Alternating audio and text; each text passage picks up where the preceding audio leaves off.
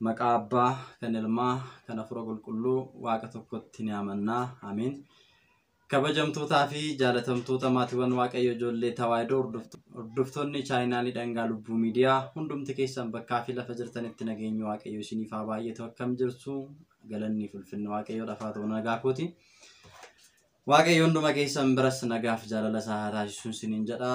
Gaarii hojjechuun gaarummaan nuti biyya lafaa irratti hojjennu samirratti mindaa ta'ee nu kaffalama. Kanaafuu waan gaarii hojjechuun nurra jiraata jechuudha. Guyyaa irraa kana viidiyoo kana keessatti kan waliin ilaallu sa'aatii 9 irraa kaasnee hanga halkan keessaa sa'aatii 6tti kan jiran kadhannaa kiristaanni tokko taasisu. Maaliif taasisa kan jedhuu fi yaadannoo maaliitiif kan jedhu barnoota kana keessatti ilaalla. Barnoota darbee keessatti egaa waa baay'ee akka hubattan abdiin qaba. Sa'aatii 11 irraa kaanee hanga sa'aatii 6tti kan jiru kiristaanni tokko guyyaatti yeroo 7 kan kadhatu keessaa hanga sa'aatii 6tti ilaalleerra. Guyyaa irraa qophii xumuraa sa'a 9 hanga sa'aatii halkan keessaa sa'aatii 6tti immoo kan waliin ilaallu ta'a jechuudha. Waa baay'ee akka irraa barattan, waa baay'ee akka irraa hubattan egaa abdii guddaan qaba. Guyyaa irraa kana sa'a 9 irraa kaasnee ilaalla jechuudha. Waaqayyo hunduma keenya faana ta'u.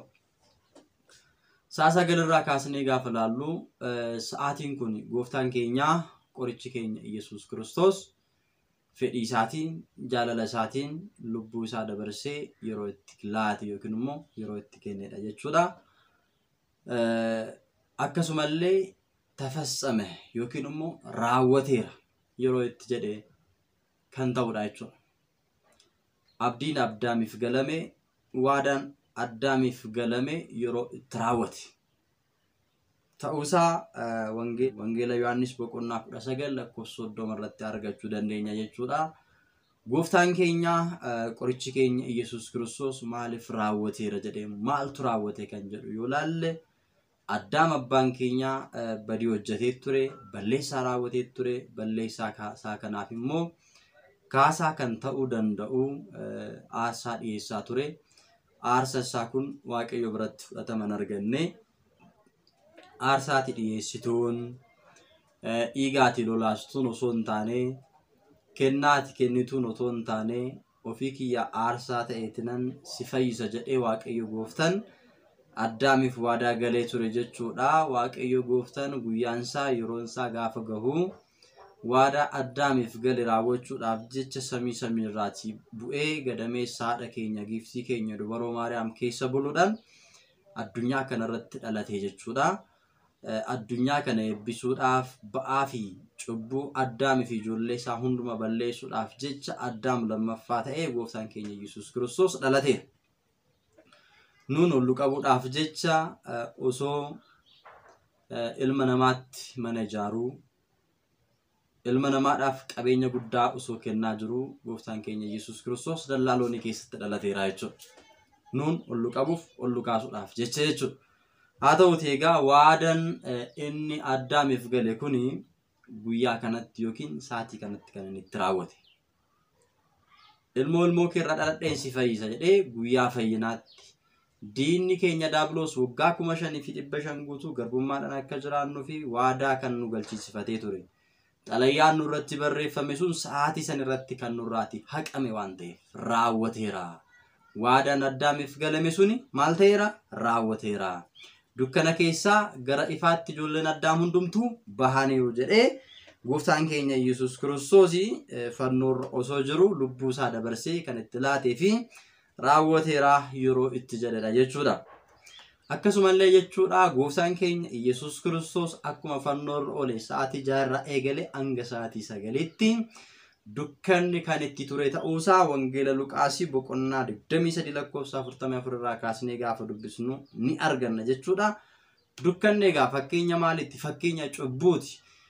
Egaa dukkanni kan ture baroota kakuu moofaa keessa sababa cubbuu ijoollee namaatiif, sababa cubbuu Addaamii fi ijoollee isaadhaaf jecha dukkana hedduu keessa, rakkoo hedduu keessa turuun keenya yaadatama jechuudha. Qulqulloota haa ta'anii eenyumtillee kadhatee yeroo itti kadhannaa isaa sanaaf deebii argachuu hin dandeenye. Dukkana keessa dhiphina keessa yommuu itti jiraachaa ture sana yaadachiisuudhaaf jecha dukkanni sa'aatii 9 irraa sa'aatii 6 irraa kaasee hanga sa'aatii 9tti kan turedha jechuudha. Egaatii kanaan booddee dukkanni hin jiru. Amma gara kakuu moofaatti osoo hin taane gara kakuu haaraatti ce'uudhaaf jirra. Sa'aatii 6 hanga 9tti kan jiru suni fakkeenya kakuu moofaadha. Kanaan booddee garuu Gooftaa keenya Yesuus Kiristoosiin dukkanichi darbeera, cubbuun sun haqameera, dhiphinni ijoollee Addaam hundumtuu raawwateera. Kanaan booddee dukkanni hin jiru jechuudhaaf sa'aatii kana jalqabee sa'aatii 6 jalqabee hanga sa'aatii 9tti dukkanatu ture jedha.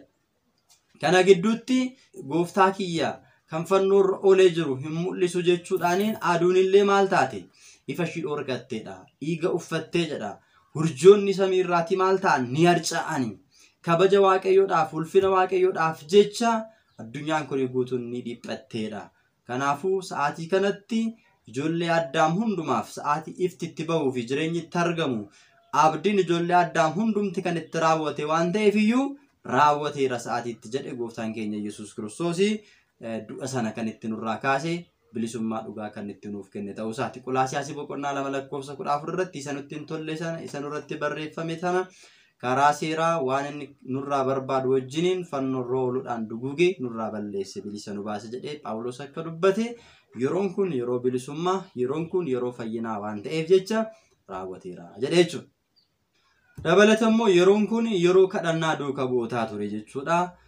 Duuka bu'oota Gooftaa keenyaa qoricha keenya Yesuus Kiristoos keessaa Phexrosii fi Yohaannis sa'aatii 9tti gara mana qulqullummaa Waaqayyootti kadhannaadhaaf deemaa turanii jedha. Hojii duuka bu'ootaa boqonnaa 3:1 irraa kaastanii gaafa dubbistan jechuudha. Yeroo kana balbala mana kiristaanaa fuuldura taa'ee yeroo hedduudhaaf kan kadhachaa ture namni rakkate tokko yookiin immoo naafate tokko achi taa'ee kadhachaa ture. Gaafa isaan argus immoo harka isaa bal'isee na gargaaraa ittiin jedhee. Isaan garuu nuti qarshii si gargaarru hin qabnu, birrii si kenninu hin qabnu, kan qabnu garuu siif kennina. Maqaa Gooftaa keenya Yesuus Kiristoosiin ka'iitii deddeebi'i, ka'iitii deemi, ka'iitii jiraadhu jedhanii bakka inni jiru sanaati ka'ee akka inni gammaduu danda'uu fi fayya qabeessa akka ta'uu fi maqaa Waaqayyootiin hafuura hamaa isa qabee ture irraa jedhanii sa'aatii itti namnichi kun itti fayye sa'aatii fayyinaati. Sa'aatiin kun sa'aatii kadhannaa duuka bu'ootaa jedhames ni beekama waan ta'eef sa'aatii kanatti kadhachuun fayyina argachuu nu dandeessisa, jireenya argachuu nu dandeessisa, Waaqayyo wajjin akka wal arginu nu taasisuu ni danda'a jechuudha. Sa'aatii kanatti immoo kadhannaawwan kadhataman ni jiru. Malkaa Madaani'aalam, Malkaa Uraayil kan jedhamu kadhannaawwan sa'aatii kanatti kadhatamanidha jechuudha. Inni biraan guyyaa keessaa sa'aatii 11tti kadhannaa kadhatamudha. Sa'aatii kanatti Gooftaan keenya qorichi keenya Yesuus Kiristoos sa'aatiitti foon isaa fannoo irraatii bu'ee gara awwaalchaa deemedha jechuudha. Guyyaa 3 fi halkan 3 awwaalcha keessa ture. Ilkee du'aa cabsee du'a moo'ee ka'ee gara samiitti ol ba'uudhaaf jecha Gooftaan keenya Yesuus Kiristoos mucaa namaa isa du'e jiraachisuudhaaf du'a keenya fudhatee jireenya isaa nuuf kennuudhaaf bilisummaa dhugaa nuuf laachuudhaaf aangoo du'aa nurra dabarsuudhaaf duunee akka nuti nafne ka'uu akka dandeenyuuf nu barsiisuudhaaf akka amannee jiraannuufis nu taasisuudhaaf jecha Gooftaan keenya qorichi keenya Yesuus Kiristoos sa'aatiitti foon isaa fannoo irraatii bu'ee gara awwaalchaa deeme. Lubbuu isaadhaan gara Siyoolii deemuudhaan warreen Siyoolii keessa jiran Siyoolii keessaa gara gannataatti dabarsuudhaaf sa'aatiitti deeme. Foon isaadhaan immoo sa'aatii gara awwaalchaatti itti deeme. Maaliif biyyoo irraa dhuftee gara biyyootti ni deebita jedhee Waaqayyo jalqaba Addaamitti akkuma dubbate foon ilma namaa biyyoo irraa dhufuusaa, foon ilma namaa dadhabaa ta'uusaa agarsiisuudhaaf jecha duuti osoo ofiisaaf hin maliin foon ilma namaa uffatee Gooftaan keenya Yesuus Kiristoos kan foon uffate hundumtuu ni du'a gara biyyootti ni deebi'a jedhee Waaqayyo jalqaba irratti isa dubbate sana nu beeksisuudhaaf jecha dabalatammoo namni kamuu akka du'u beekee bara baraan addunyaa kanarraa akka hin jiraanne beekee foon isaa biyya lafaa irratti akka cubbuu hojjetuu fi isa kakaasu adabee lubbuu isaadhaaf akka bichisiisuu qabuu fi galaa lubbuu isaa qopheeffachuu akka qabu nu barsiisuudhaaf jecha Gooftaan keenya Yesuus Kiristoos sa'aatii itti gara foon isaa gara awwaalchaatti deemedha jechuudha. Niqoodimoosii fi Yoosef kan jedhaman foon isaa gaafatanii fannoo irraatii buusanii gara awwaalchaatti kan itti geessanii fi akkasumallee kan itti gannazanii gara awwaalchaatti geessanii boolla haaraa eenyumtu ittiin awwaalamne Yoosef ofii isaatii kan itti qopheeffatetti akka awwaalan macaafni qulqulluun ni dubbata jechuudha. Yeroo kanatti garuu dinqiin raawwate ni jira jechuudha. Innis gooftaa keenya Yesuus Kiristoosiin gaafa fannoo irraa buusanii gara awwaalchaatti geessan callistaniituma akka nama dadhabaatti na awwaaluudhaaf jettuu jedhee Yoosefii fi Niqoodimoosiin gaafate. Kanaafiyyuu maal jennee si gannasna ree? Maal jennee gara sanitti si geessina jedhanii yennaa gaafatanitti akkas jedhaan agarnasaa ittiin jedhee jechuudha. Qulqulluu Waaqayyoo, qulqulluu mo'aa, qulqulluu kan hin duune, qulqulluu isa jiraataa, baraan jiraataa, ilmaan namaa fayyisuudhaaf jecha gara addunyaatti kan dhufe, du'ee guyyaa 3 fi halkan 3 awwaalcha keessa ture gara samiitti kan ol ba'ee, mirga abbaa isaas kan taa'e, deebi'ee lammaffaa jiraattotaa fi du'oota irratti murteessuudhaaf kan dhufu. Galanni Abbaa, Ilmaaf, Hafuura Qulqulluudhaaf haa ta'u jecha nagannasaa jedhee gooftaan keenya Yesuus Kiristoos Niqoodimoosii fi Yoosefiin sa'aatii itti barsiise, sa'aatii itti dubbate, qulqulluu ta'uusaa akkasuma guyyaa 3 booddee du'a moo'ee ka'ee gara samiitti kan ol ba'uu fi mirga abbaa isaa taa'uusaa, lammaffaas jiraattotaa fi du'oota irratti murteessuudhaaf kan dhufu ta'uusaa akka namoonni beekaniif, akka namoonni hubatanii fi misraachoo kana isaanis akka himanii fi akka beekaniif jecha Niqoodimoos fi Yoosefitti sa'aatii itti dubbate foon isaa gara awwaalchaatti itti deemedha waan ta'eef sa'aatii kana yaadachaa kadhachuun nurra jiraataa jechuudha. Anni biraan immoo galgala keessaa sa'aatii 3tti jechuudha. Galgala keessaa sa'aatii 3tti kiristaanni tokko waaqa nagaadhaan isa oolchee ammas immoo dukkana hamaa sana keessa dabarsee nagaadhaan isa bulchee ifa guyyaa boruutiin akka isa gahuu danda'uuf kiristaanni tokko sa'aatii itti kadhachuu qabudha jechuudha. Akkasumallee sa'aatiin kun sa'aatii gooftaa keenya qoricha keenya Yesuus Kiristoos itti qaban waan ta'eef hafuura hamaadhaan akka hin qabamnee fi jireenyi keenya akka waaqayyo irraa hin fagaanneef sa'aatii itti kadhachuu qabnudha jechuudha. Yuudaan duuka bu'oota 12 keessaa isa tokko kan ture hafuurri hamaan keessa isaa bulee waaqa isaa gooftaa isaa akka inni gurguruu fi akkasumallee akkamittiin dabarsee akka kennuu danda'u Yuudota faana sa'aatii irratti walii galanidha jechuudha. Erga irratti walii galanii ani sanan beekaa Yohaannisii fi Yesuus Kiristoos waan wal fakkaataniif iyyuu kan hin qabu isa ta'uusaa beekaati yeroo nan isa qabetti isa qabadhaa jedhee mallattoodhaan erga walii galanii booddee Yuudaan gara gooftaa keenya Yesuus Kiristoositti dhufee barsiisaa koo nagaa oolte jedhee akka waan isa jaallatutti afaan isaatiin waan gaarii dubbachaa laphee isaadhaan immoo hammeenya yaadee hammeenya sana immoo gara hojiitti jijjiiree gooftaa keenya Yesuus Kiristoosiin qabee harka Yuudotaatti dabarsee kennuudhaaf waadaa galee raawwachuudhaaf kan isa dhungate.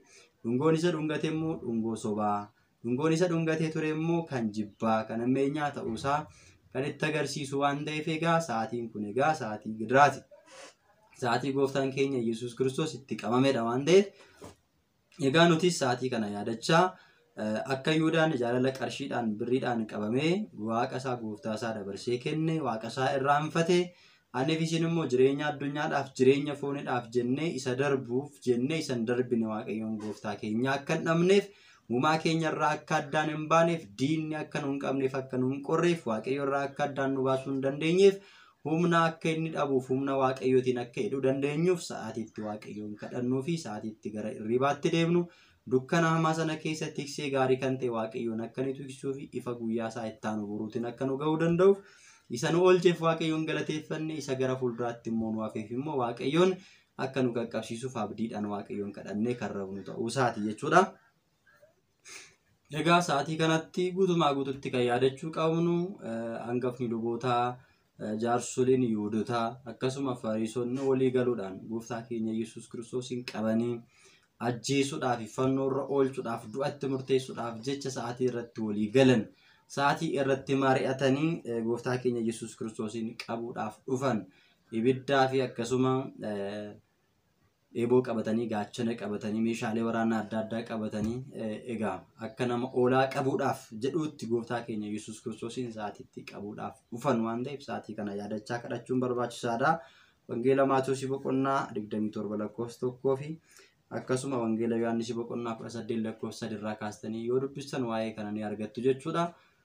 Egaa yeroo kanatti diinni keenya Daabiloosii jireenya keenya hidhuudhaaf adeemsa keenya kaayyoo keenya qabuudhaaf yaada keenya gara fuulduraatti wanta nuti yaadne hundumarraa duubatti nu deebisuudhaaf jecha sa'aatii itti wal ga'anii itti mari'atan sa'aatii itti jireenya keenya jeequudhaaf itti gurmaa'an waan ta'eef gurmuu diinotaa kana humna waaqayyoo fi kadhannaadhaan bittinneessuudhaaf fayyina bara baraa argannee waaqayyoon uumaa keenya wajjin bara baraan jiraachuudhaaf jecha nutis egaa sa'aatii kanatti laphee keenya qulqulluudhaan gara waaqayyootti deebinee amantaadhaaniin waaqayyoon kan kadhannuu fi gara waaqayyootti kan dhiyaannuu fi halkan sodaachisaa sana keessa kan dabarsuu danda'u waaqayyo irratti abdii keenya gannee kan rabnu ta'uusaa beekne sa'aatii kanatti qorumsa diinaa fi Daabiloos jalaa ooluudhaaf jecha sa'aatiitti kadhannuudha waan ta'eef egaa sa'aatii kanatti immoo kan kadhataman Malkaa Rufaa'elii fi Argaanooni yoo kadhataman baay'ee gaariidha. Egaa kitaabonni biraa yookiin immoo kadhannaan biraa siin kadhatamu jechuu miti yoo kadhatame baay'ee irra filatamaadha kan jedhu abboonni keenya qannoodhaan kan gaanidha jechuudha. Inni biraa inni dhumaa sa'aatii 6 halkan keessaa jechuudha. Oolmaatiin hafolteef waan ati na raawwatteef galata sii galchuudhaaf halkan walakkaatti nan kaa jedhe Daawiti. Isa kana bu'uureffachuudhaan egaa halkan walakkaatti hirriba keenya keessaa kaanee waaqayyoon ni galateeffanna jechuudha. Maaliif yoo jenne sa'aatii kana sa'aatii gooftaan keenya Yesuus Kiristoos itti dhalateedha jechuudha. Sa'aatiin kun immoo kana qofa osoo hin taane sa'aatii gooftaan keenya Yesuus Kiristoos itti du'a moo'ee ka'eedha. Lammaffaas immoo sa'aatiin kun sa'aatii gooftaan keenya Yesuus Kiristoos dhufaatii lammaffaa isaatti itti dhufu jedhamee waan yaadamuuf kanaafuu qophoofnee du'a lubbuu ooluudhaaf fayyina bara baraa argachuudhaaf jireenya bara baraa argachuudhaaf waaqayyoo wajjin walitti araaramuudhaaf eebba bara baraatiin mana isaa keessa jiraachuudhaaf qulqulloota isaa wajjin galateeffachaa faarsitoota maqaa isaa taanee dhaaltota mootummaa isaa ta'uudhaaf yeroo itti qophaa'uu qabnuu fi jabaannee kadhachuun diina keenya Daabiloos irraatiin gargar baanee waaqayyo wajjin jiraachuudhaaf egaa kiristaanarraatii akkaataa kanaan kadhachuun barbaachisaadha. Sababoonni kadhannaa kadhatamanii isaan kana kan fakkaatudha waan ta'eef egaa gaaffii yoo qabaattan koomentii jalatti barreessuu dandeessu. Subscribe, share, like gochuudhaan hin hordofaa. Yeroo itti aanu immoo egaa tsooma kana keessa jirraa gara fuulduraatti amma wantoonni tsooma kana keessa gaaffiiwwan ka'anii jiru jechuudhaas keessumattuu Hosaayinaadhaan hin booddee torbeewwan imaamaatii yookiin immoo torbeewwan dhukkubbii gooftaa keenya Yesuus Kiristoos kan jedhaman maalidha torbee kana keessa maaltu dhoowwama maaltu raawwatama maaltu raawwatamne kan jedhu namoonni ni gaafatu jechuudha. Torbeen kun otoo hin gahin dursinee waa'ee kan irratti bal'inaan kan waliitiin irratti barannu waan ta'eef isinis egaa sagalee waaqayyoo kana akka barattanii hubannoodhaan jabaattanii kadhannaadhaan cimtanii waaqayyoon uumaa keessan irraa eebba akka argattanii waaqayyo gooftaan sanaa gargaaru Sibhaat ለእግዚአብሔር ወለወላዲቱ ድንግል ወለመስቀሉ ክብር ይቆየን። አሜን።